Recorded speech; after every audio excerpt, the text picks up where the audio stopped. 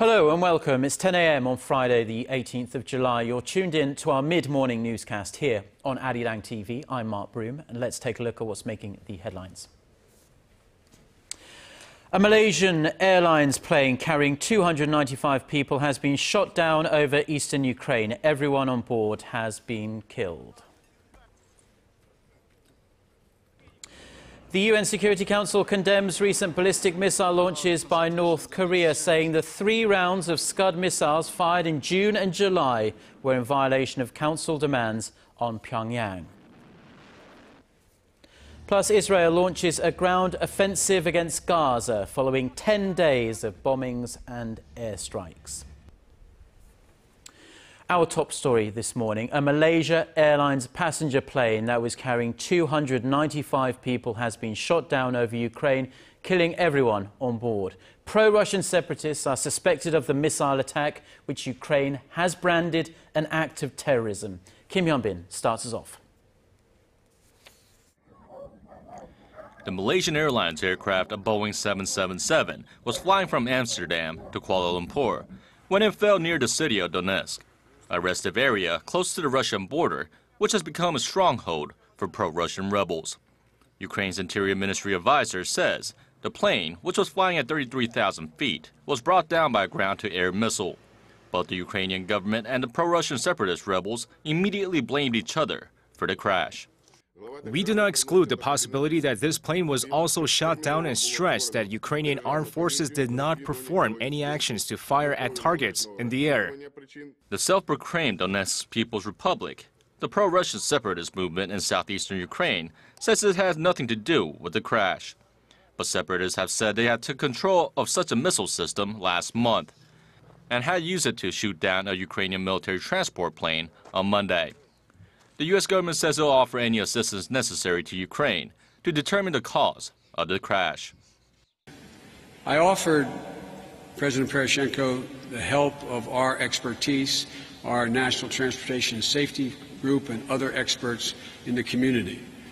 He accepted that help, and they will be on their way rapidly to see if we can get to the bottom of this. More than half of those on board were Dutch nationals. There were also 27 Australians, 23 Malaysians, 11 Indonesians, and various other nationalities. More than 40 remain unverified. Korea's foreign ministry says it's unlikely any Korean passengers were on the plane. Other airlines have announced they are now diverting flights around eastern Ukraine. Hyun-bin, ARIRANG News. And we'll keep you updated on that developing story throughout the day right here on ARIRANG News. Now, another body has been recovered from the sunken Sewol ferry and was done so early this Friday morning. The government's disaster response team said divers found the body, presumed to be that of a woman, inside the cafeteria of the vessel at around 6:20 a.m. Korea time. It marks the first body recovered from the sunken Sewol in over 3 weeks. Officials say they will continue to make all-out efforts to find the 10 remaining bodies, as tidal currents in the area have begun to slow down. The finding of that female body raises the confirmed death toll now to 294. The Korean government is opening up the country's rice market starting next year. The Ministry of Agriculture, Food and Rural Affairs says the government has long been expected to liberalise the market, and it says this move would eventually help protect the country's rice industry. Local farmers, as you expect, are strongly against the idea as they see this as a threat to their livelihoods. However, the government claims it can effectively protect the local market by setting high tariffs of around 400%. This will make rice imports more expensive than locally produced grains. Korea's agricultural organisations have vowed to protest the move. Now, in New York City, the UN Security Council has condemned recent ballistic missile launches by North Korea, saying the 3 rounds of Scud missiles fired in June and July were in violation of Council demands on Pyongyang. The Council President for July, the Rwandan UN Ambassador Eugene Gasana, said the Council members wanted to urge North Korea to fully comply with the relevant Security Council resolutions. North Korea is under a number of UN, US and other national sanctions for its repeated nuclear and ballistic missile tests since 2006 in defiance of international demands to stop. Now, working level talks to discuss the details of North Korea's potential participation in the upcoming Asian Games that will take place in September in the South Korean city of Incheon ended without any agreements on Thursday, and even the North Korean delegation stormed out of the room at the end. Hwang Sang-hee reports. Hours of talks led the Koreas nowhere on Thursday as the meeting ended with an angry exit by North Korea. North Korea accused South Korea of trying to break down the talks on purpose and stormed out after unilaterally ending the meeting. Such action by the North is deeply regretful, and we hope to see North Korea participate in the Incheon Asian Games. North Korea opened the meeting by saying it would send the largest ever North Korean delegation to the Games, 350 athletes and 350 cheerleaders. Under Pyongyang's proposal, the athletes would travel by air and the cheering squad by car. A North Korean ferry would also arrive in Incheon to be used as housing for the cheerleaders. South Korea said it would accommodate the North Korean delegation just like any of the other teams participating in the sporting event, adding that further assistance could be provided. But when South Korea asked for more details on its plans, North Korea walked away, questioning Seoul's motives. Nevertheless, some experts say the Asian Games could become a platform for Pyongyang to show its sincerity. So if it works, I think they'll be able to say, well, see, we meant what we said, and let's try something else. Let's have a second step on this.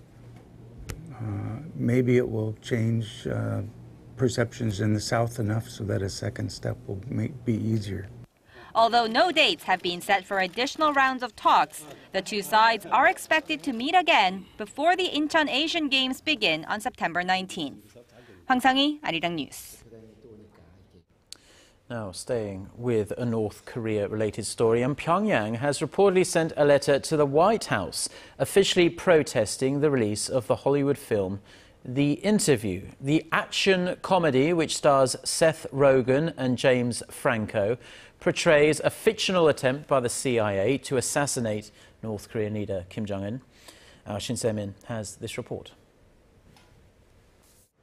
The Interview, a film on a CIA mission to assassinate North Korean leader Kim Jong-un, is set to be released in October. But the trailer alone has been enough to stir up controversy, given that it's the first ever Hollywood movie that depicts the young North Korean leader. Seth Rogen, who also co-produced and co-directed the film, tweeted last month that he hopes Kim Jong-un watches the movie and enjoys it.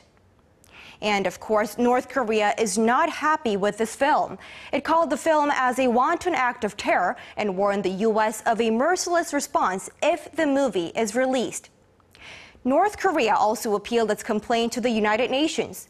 North Korea's ambassador to the UN sent a letter to the UN Secretary General saying the film is an act of war and calls the two directors as terrorists. Now, Rogen, seemingly enjoying the responses his movie has engendered out of Pyongyang, later tweeted again, this time joking that people normally don't want to kill him until after they've paid $12 to see one of his films. And in the latest development, Pyongyang has sent a letter of protest over the movie, this time to the White House. Voice of America reports that the North asked the White House National Security Council to review the letter, which said it could not comment on the movie. Now, at this point, there are no signs that Columbia Pictures, the distributor of The Interview, has any plan to shelve this film. While they haven't commented on the threats out of Pyongyang, they no doubt are enjoying the free publicity the North is providing them. Shin Se-min, ARIRANG News.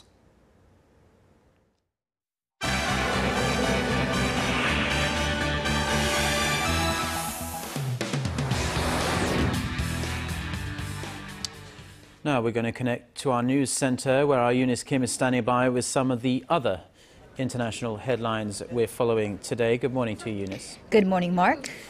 Very busy day for you at our international desk. Let's begin with the significant development in the Middle East. Israel has launched a ground offensive now in Gaza. That's right, Mark. This, of course, has been a possibility hanging over the 10-day aerial assault Israel has been bombarding Gaza with to destroy Hamas's military capabilities. And now residents reporting heavy artillery and naval shelling as well as helicopter fire along the Gaza border. We're also getting reports of 18,000 additional Israeli reservists being called up, in addition to the thousands of soldiers already on standby at the Gaza border in recent days.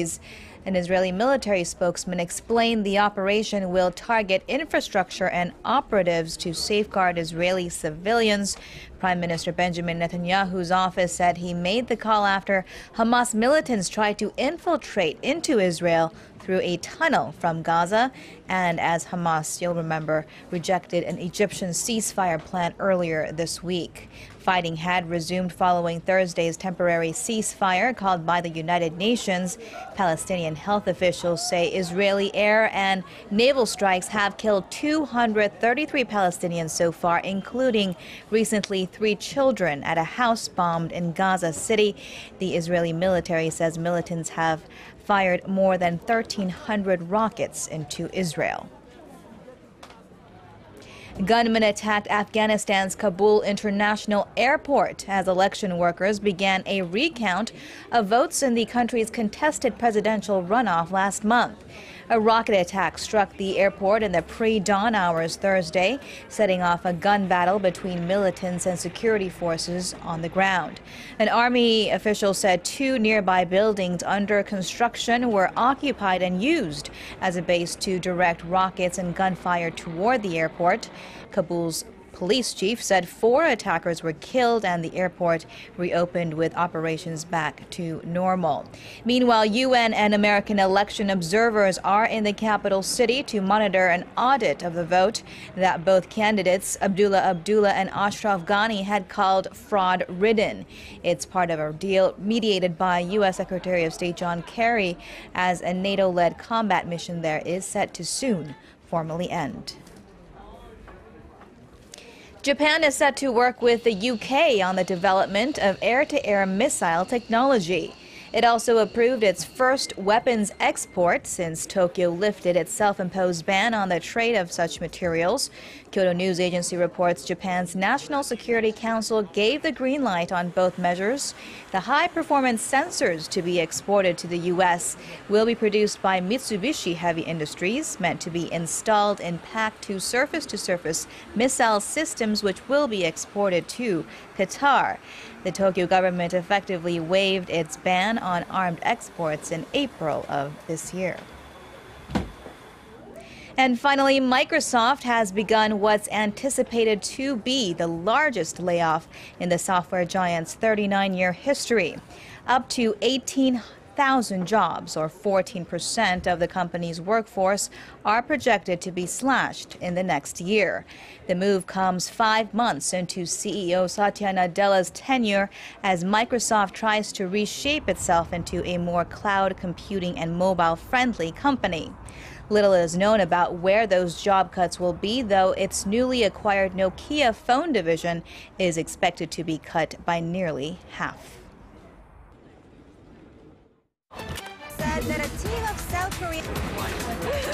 Get connected to Korea and the world. Join us every weekday for the latest developments out of Korea, Asia, and beyond. On air, on your mobile, and online, we lead the way every day. ARIRANG News. To try and resolve the crisis in Ukraine, the European Union also offers 50... Now, turning to domestic politics, the race is on for many seats in the National Assembly. Campaigning for the July 30th by-elections officially began on Thursday. And the stakes are particularly high as there are 15 parliamentary seats up for grabs. Our Ji Myung-gil has more. For the next 13 days, 55 candidates will be on the campaign trail, battling it out for the 15 vacant parliamentary seats that are up for grabs in the July 30th by-elections. 6 of the 15 seats are located in Sewol and Gyeonggi-do province. 2 are in the Gyeongsang-do provinces, 4 in the Jeollado provinces, while the remaining 3 are in the Chungcheong-do provinces. The ruling Saenuri Party is vying to secure a majority of parliamentary seats through the by-elections, fielding candidates in all 15 races. Seoul's Dongjak-bi district is considered strategically important to both rival parties as it's the only vacant assembly seat in Seoul. If given the chance, I will use the lessons I've learned from running the Dongjak-gu district and make sure the National Assembly is working toward improving the livelihoods of the people. With no clear winner in last month's local elections, main opposition party candidate Ki Dong-min emphasized the importance of victory. The new Political Alliance for Democracy must win in all 15 districts, including Seoul's Dongjak-bi constituency, to make a statement against the Park Geun-hye administration's arrogance and stubbornness. During the campaign period, the Saenuri Party is expected to distance itself from President Park Geun-hye and put more of an emphasis on the candidate's capabilities. The main opposition party will focus on the government's mishandling of April's ferry tragedy and present alternatives to the ruling party's policies. Kim Hyun-gil, ARIRANG News. The Korean won, the local currency here in Korea, continues its ascent against the dollar. It appreciated by the biggest margin against the greenback among G20 countries over the past 3 months, and that has the nation's exporters particularly worried. Our Yulian reports. The Korean won rose 5.2% against the US dollar in the second quarter of this year. That's the biggest jump out of all G20 member countries, according to the Bank of Korea, ahead of Canada, Russia, and Britain. The currency's rise has been attributed to 27 straight months of an current account surplus and a rush of foreign investment into Korean stocks and bonds. Expectations that the European Central Bank's rate cuts could propel more foreign capital into Asia's fourth largest economy have also had an effect. But export companies are hurting, as a stronger won makes Korean-made exports significantly more expensive for overseas buyers. In a recent survey conducted by the Korea Federation of Small and Medium Business, 9 out of 10 small to medium-sized export companies said the currency fluctuations were affecting their profitability. The situation is only likely to worsen down the road. The companies worry that the exchange rate may fall below what they see as a break-even point of 1,057 won. But economists say the exchange rate may fall even lower. When the U.S. tapering ends in October, the won may begin to weaken against the dollar, but the upward pressure still far outweighs the downward pressure on the won because of the continued current account surplus and abundance in foreign exchange holdings. The currency may fall even below the 1,000 mark by the end of the year. Kim says the government needs to intervene in the currency market before the export companies are forced to scale down their outbound shipment. Yurian, ARIRANG News. Now, you may have heard of characters called Bororo and or Lava, and even if you haven't, you soon will, because Korea's most popular animated cartoon characters are winning over countless fans, young and old, around the world, and they're taking home plenty of awards to boot. Riding on this wave of popularity, Korea has pulled out all the stops for its largest character fair, which is currently underway in southern Seoul. Our Park Ji-won reports. This adorable feline character is one of the most popular emoticons on Korea's mobile messaging application KakaoTalk. It's been downloaded more than 1 million times since it was first introduced in 2012. If cats aren't your thing, how about a sleep-loving sloth? This sloth character embodies the slow life that some of us might miss in this busy modern society we live in. It would be remiss if we didn't mention Bororo, perhaps the most widely recognizable Korean character worldwide. The children's animation has been exported to some 130 countries since it debuted in the early 2000s. Following in the lovable penguin's tracks is Larva, another successful character that now has a presence in 105 countries. It doesn't have any language, it doesn't have any dialogue. It's a simple slapstick comedy that everybody easy to understand, so I think that's the main reason. From instant messenger emoticons to healing icons, Korea's character industry is expanding rapidly. In just 6 years, the export volume of Korean characters has more than doubled, And from 2010 to 2012, the export volume grew at an average growth rate over 22% every year. Well, I've been visiting Korea since the early 1990s in the licensing business. I've really seen the industry grow and become a very mature, and it's really grown to world-class level, particularly with a lot of the innovative properties. I think there's definitely a maturing of the licensing market here. People are more aware of the value of an effective strategic licensing program, how it could help create more awareness for their brand or their character, and how it could also help them create a significant revenue stream. All these characters and many others can be found at the Sewol Character and Licensing Fair being held at COEX through this Sunday. Park Ji-won, ARIRANG News.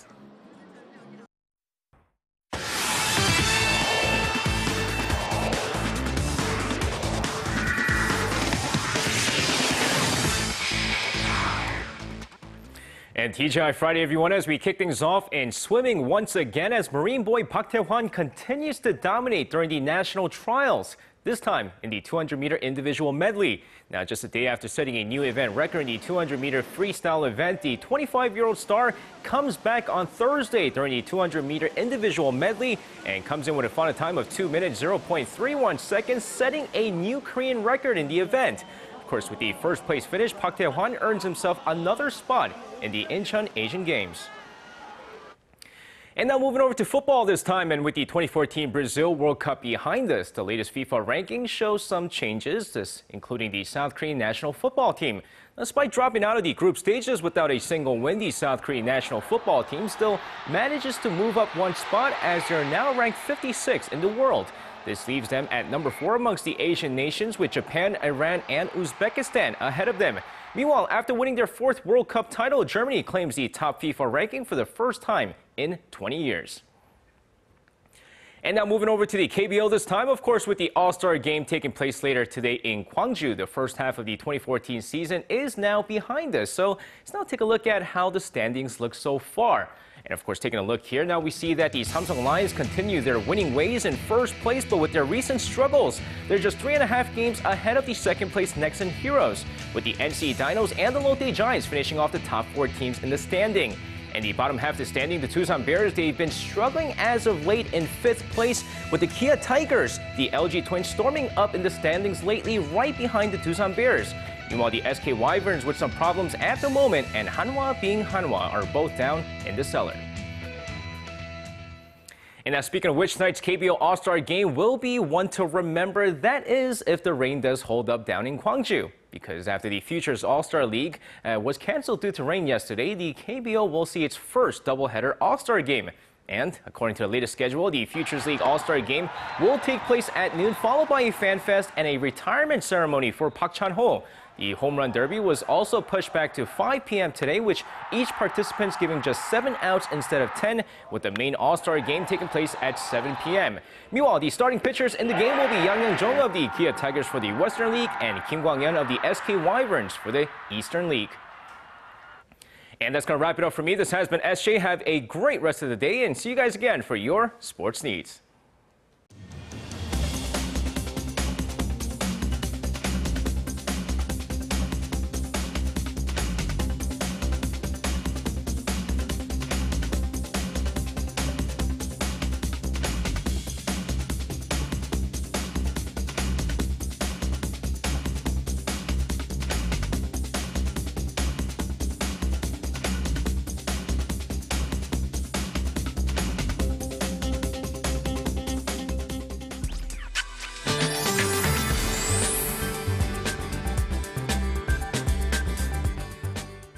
Good morning. Well, just a few days ago, we were discussing how much we wanted rain. Well, unlike yesterday, it's going to rain a lot today. Downpours have already swept the Seoul and the surrounding areas. So heavy rain watch has been issued and expanded in those regions. Well, it's not going to rain heavily throughout the day, but when it does rain, it could rain cats and dogs. And as we can see, rain clouds are dropping heavy showers to northern different parts of the peninsula. So please keep this in mind, and rain should let up in the late afternoon. And temperatures-wise, we'll notice much cooler daytime highs today. So let's take a closer look at those numbers. Well, the high in Seoul will rise to 27, while Daegu will reach 31, and Gwangju and Busan will top out at 28. And for other regions, Jeju Island and Daejeon and Dokdo should all see a high of 28. But it will rain again tomorrow morning here in the capital, but it should gradually clear up in the afternoon. So if you're planning for any outdoor activities this weekend, Sunday seems to be a better day, but it's going to be quite hot. Well, drive safely in heavy rain today, and hope you have a wonderful day. Thank you very much, Gian. It's best to keep your umbrella with you today, I think. Well, that's all we have for now. We'll be back with another newscast at noon Korea time with more updates on the Malaysian airliner crash. Until then, goodbye.